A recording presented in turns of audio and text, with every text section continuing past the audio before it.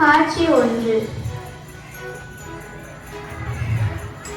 அருள் நிறைந்த மரியாளே வாழ்க.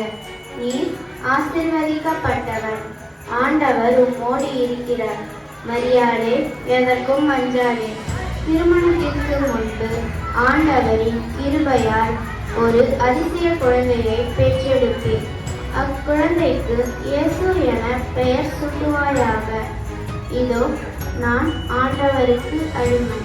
உம் வாக்குப்படியே எல்லாம் நடக்கட்டும். அவளை அவமானப்படுத்த மனமில்லாமல் ரகசியமாய் தள்ளிவிட எண்ணினார். தாவீதின் புறங்கள் சென்றார். கடவுளின் தூதர் இவரது கனவில் வந்தார். தாவீதின் மகனே, மரியாவை ஏற்றுக்கொள்ள அஞ்சாதே. அவள் கருவுற்றிருப்பது தூய ஆவியால்தான். மக்களின் பாவங்களிலிருந்து மீட்டெடுக்கவே இப்படி செய்திருக்கிறார்.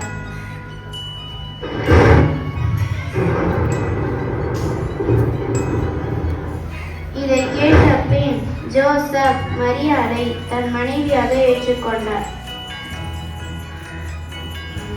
நாடு முழுவதும் குடிமதிப்பு எழுதப்படுவதால் அவர் சொந்த ஊருக்கு சென்று குடிமதிப்பு எழுதப்பட வேண்டும். இது அகஸ்தியரின் கட்டளை.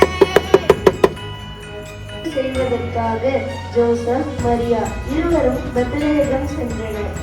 அப்போது மரியாளுக்கு திடீரென பிரசவ வலி வந்துவிட்டது. அவர்கள் அங்கு இருந்த சத்திரத்தில் உதவி கேட்டனர். ஆனால் யாரும் உதவி புரிய தயாராக இல்லை. பின்பு ஒரு மாட்டு தொழுவத்தில் அடைக்கலம் புகுந்தது. மரியாள் தொழுவத்தில் இயேசு கிறிஸ்து மானிடராய் பிறந்தார்.